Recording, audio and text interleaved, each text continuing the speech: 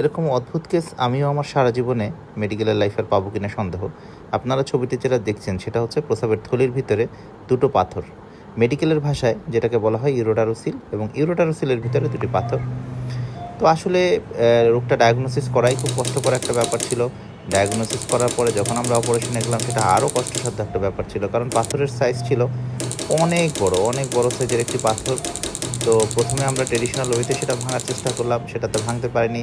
পরবর্তী সময় আমরা পিসিএনএলের যে মেশিন আছে আমাদের পাথর ভাঙার একটা উন্নত মানের মেশিন, সেই মেশিনটা ব্যবহার করে তারপরে আমরা হচ্ছে পাথরটা ভেঙে টুকরো টুকরো করে নিয়ে এসেছি।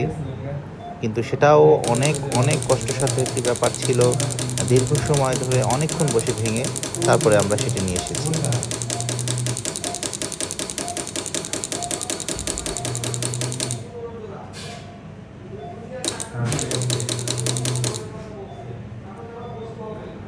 পর্দায় আপনারা যেটি দেখতে পাচ্ছেন সেটি হচ্ছে মূলত সেই বড় পাথরটি, যেটি আসলে আমরা ভাঙার চেষ্টা করছি। আপনারা যেটি দেখতে পাচ্ছেন যে ওই বড় পিস্টনের মতো যে মেশিন আমাদের, সেই মেশিনটি দিয়ে বারবার বাড়ি মেরে তারপরে হচ্ছে আমরা এটা টুকরো টুকরো করে করছি, এবং পরবর্তী সময় সেই টুকরোগুলো আমাদের আরেকটি মেশিন দিয়ে আমরা নিয়ে আসার ব্যবস্থা করেছি।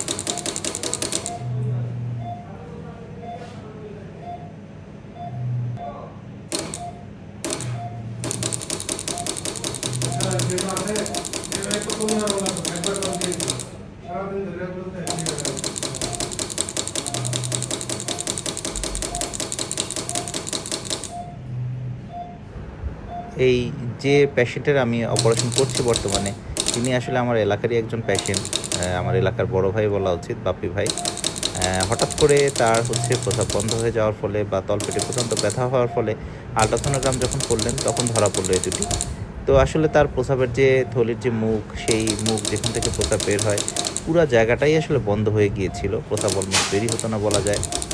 তো সেখান থেকে আমরা মূলত দুই সাইডই অপারেশন করতে পারিনি, আমরা এক সাইড অপারেশন করেছি, কারণ এক সাইডের পাথর ভেঙে বের করতে আমার মূলত প্রায় 2 থেকে 2.5 ঘন্টা সময় চলে গিয়েছে।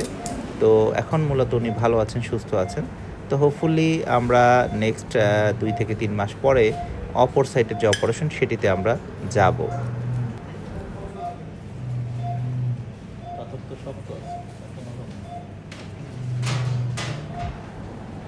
পাথর ভাঙার পরে ভাঙা টুকরোগুলো আমরা আমাদের এই ফরসেপ দিয়ে একবার একে একে বের করে নিয়ে আসছি।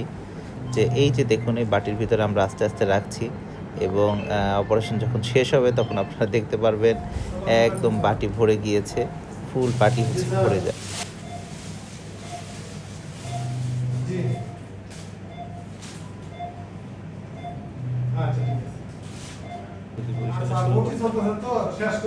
বিপদের মধ্যে পড়তাম বলতে অবস্থা।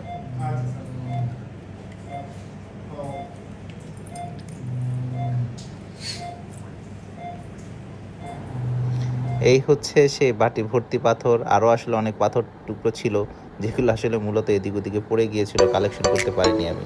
যাই হোক, ধন্যবাদ সবাইকে ভিডিওটি দেখার জন্য।